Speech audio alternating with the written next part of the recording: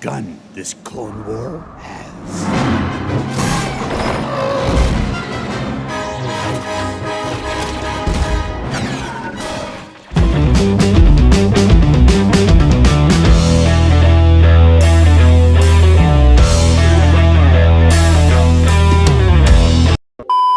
Attack of the Clones. This is the second in the prequel trilogy we got going on. And this is one of those ones that everybody seems to hate. Like, it seems like it's almost unanimous that everybody really hates this one. Me, not so much. And I know that sounds weird to say, for me to say that I don't like this movie. Like, I didn't like The Phantom Menace, and I'm the one person who doesn't like Empire Strikes Back, or thinks it's the best out of the Star Wars franchise. Me, I kind of like Attack of the Clones. And these are my reasons why. One of my main positives is that it's not as talky as the previous movie. The first movie was like they're sitting around talking about trade deals and what the Empire is going to do and all this stuff. Now in this movie they have some talking scenes, but it's quickly followed up by an action scene. Something's going on. You have the scene where they're talking about what they're going to do with Amidala. She's not going to be able to. She gets taken by Count Dooku. Spoilers, I guess. Spoilers for this 20-year-old movie. Yeah, I guess it turned 20 last year, which is crazy. But, like, they're talking about that. And then it's followed up with, like, you have the scenes where they're in chains. You know what I'm saying? Like, there's a lot of more action in this movie. I like the lightsaber battles. Like I said, I liked it in the first movie. The lightsaber battles are really good in this movie. You get a lot of flipping around. And I'd say this movie really, like, some of the best parts of it.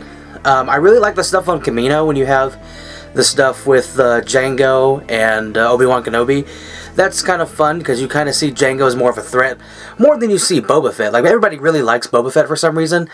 Me, I never understood the appeal, but Jango is more of a threat. He's much more entertaining and a much more threatening villain, in my opinion. Although he kind of goes out like a little bitch when one of the best or most respected actors in this entire cast, probably, aside from Christopher Lee, he gets killed by Mace Windu, which is a big deal, played by Samuel L. Jackson, which I forgot to talk about in Phantom Menace.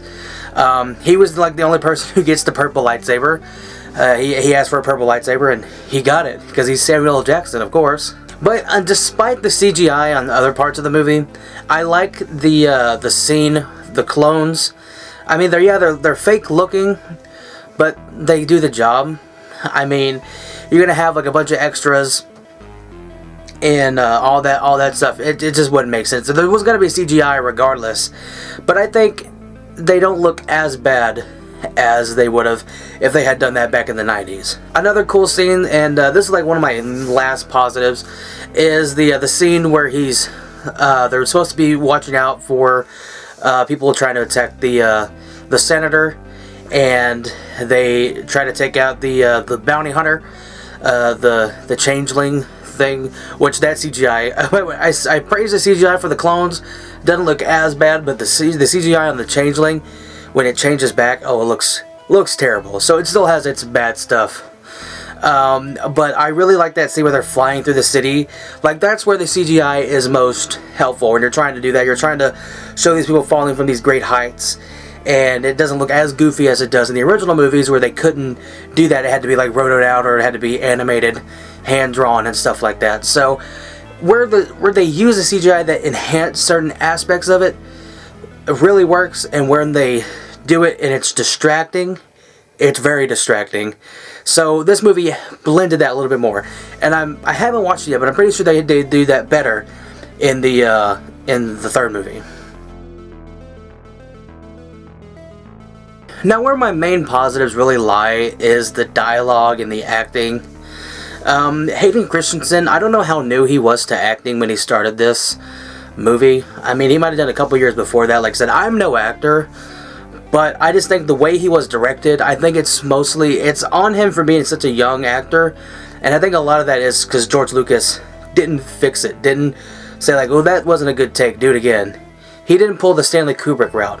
He just let him do it. He did, I don't know how many takes they did, but it wasn't very good, and that's lack of directing, and it may have been lack of experience on his part. Although Natalie Portman's great, just the way he delivers his dialogue, it just feels soap opera-ish. You know what I mean? And like I said, I don't know if that's just from not very many years of experience, or it was the bad directing on George Lucas's part. Another negative I have, it doesn't really have anything to do pertaining to this movie, but we do get some insight on what the Clone Wars was like through the animated TV show. And I think it was a missed opportunity to have the Clone Wars, Anakin. It shows him either fighting in the Clone Wars, doing all these missions and stuff like that. In the third movie, you see him become more of a leader, you see him become a better fighter, you see him become less hot-headed, and you see him become more of a warrior, and then you're like, oh, he's becoming this adult, he's becoming a Jedi, and then it's bad when you see him fall off to become the bad guy. You see him become Vader. Unfortunately, we don't get that in this movie, or in the third movie, mind you. They just kind of gloss over that with the TV show. And like I said, I think it's a missed opportunity with that. But really, the negatives is with the directing and the dialogue delivery. Aside from the bad CGI, like the bad CGI when they're eating the pear and they bite it and it just slides in their mouth, like it looks pretty bad, like obviously really fake. Other than that, I mean, I can't really fault this movie, or I can't really shit on this movie too much. It's a lot better than The Phantom Menace. It's definitely a step up action-wise. It's a step up. You're more invested. It's not as boring as the previous movie. So for that reason, I give it a C+. It's not as boring, and it's much more entertaining. I could get through it without having to, which is weird because I say that I can get through without having to stop, but I did have to stop I had to go to work and everything, so I had to stop the movie and then come back to it later. But if I didn't have to do that, then I could get through this movie no problem, which was hard for me to do with The Phantom Menace. And but yeah, that's my thoughts on the movie. What do you guys think? Do you like Attack of the Clones? Do you think it's the worst of the series? Let me know in the comments below. I really dug it. Aside from the technical flaws, it is much better than The Phantom Menace, and it's definitely one of my favorite. As of I haven't rewatched Revenge of the Sith yet, but as of right now, it is my favorite of the prequels as of thus far. But let me know what you guys think. Put it in the comments below. And yes, the next episode will be Revenge of the Sith, so look out for that coming soon.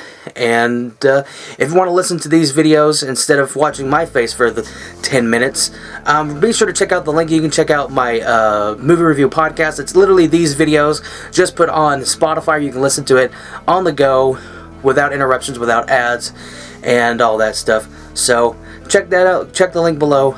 And yeah, thank you guys for watching and listening, and have a good one. Bye.